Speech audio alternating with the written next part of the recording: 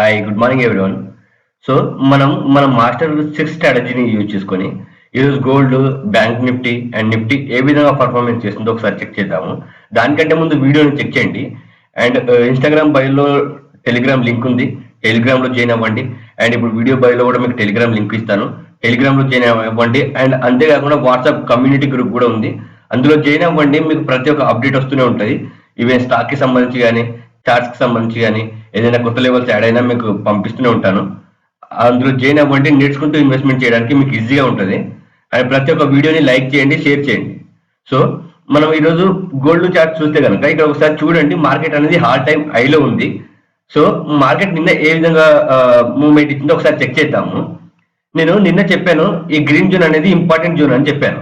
So ఈ green zone ఒకవేళ break down చేస్తే డౌన్ సైడ్ ట్రేడ్ తీసుకున్నాలని చెప్పాను. బట్ మార్కెట్ అనేది బ్రేక్ డౌన్ చేయలేదు. ఇక్కడ మార్కెట్ ఏం చేసింది, ఇక్కడ పిన్ బార్ క్యాండిల్ వచ్చిన తర్వాత మార్కెట్ అనేది సాలిడ్ గా పెరిగింది. దాని తర్వాత ఈ గ్రీన్ జోన్ ఇంపార్టెంట్ జోన్ అని చెప్పాను. ఈ గ్రీన్ జోన్ దగ్గరకు వచ్చినప్పుడు సెల్లింగ్ ఆపర్చునిటీ చూడాలని చెప్పాను. ఈ గ్రీన్ జోన్ కూడా మార్కెట్ బ్రేక్ అవుట్ చేసింది. సో అది బ్రేక్ అవుట్ చేసిన తర్వాత నా వ్యూ అనేది అప్ ట్రెండ్ కి షిఫ్ట్ అయిపోయింది.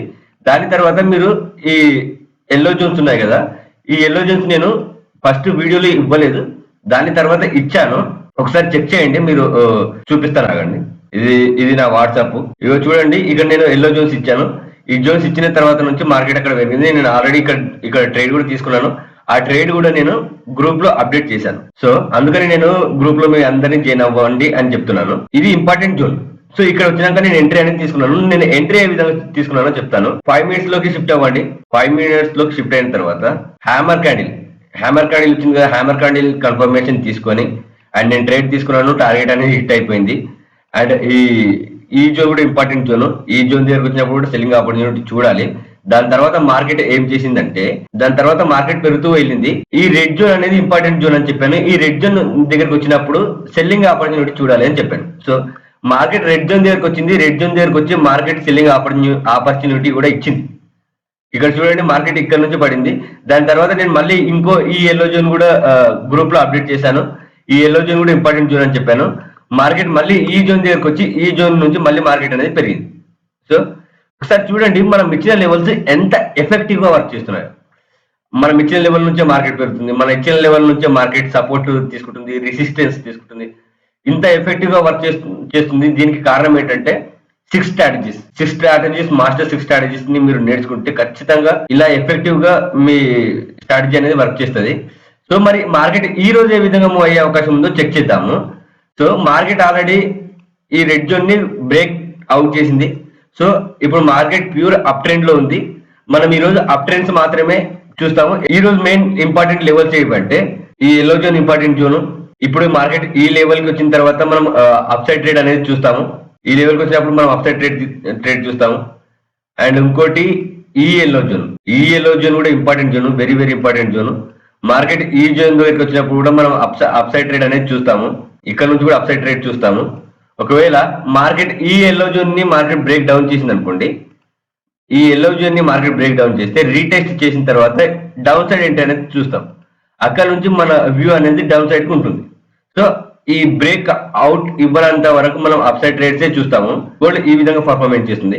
ఒకసారి మనము బ్యాంక్ నిఫ్టీ చూద్దాం ఇలా పర్ఫార్మెన్స్ చేస్తుంది. ఇది నిఫ్టీ చార్ట్ కూడా నేను ఇచ్చిన లెవెల్స్ ఇవి. నిన్న మార్కెట్ అనేది గ్యాప్ డౌన్ తో ఓపెన్ అయ్యి మార్కెట్ పెరిగింది. ఒకసారి చూడండి లెవెల్స్ ఎలా వర్క్ చేశాయో. నేను ఏదైతే లెవెల్ ఇచ్చానో అదే లెవెల్ దగ్గర మార్కెట్ అనేది రేంజ్ బాండ్ లో ఉంది. మార్కెట్ ఎటు కలదు, ఆ 2 లెవెల్స్ మధ్యనే మార్కెట్ అనేది ప్లే అయింది.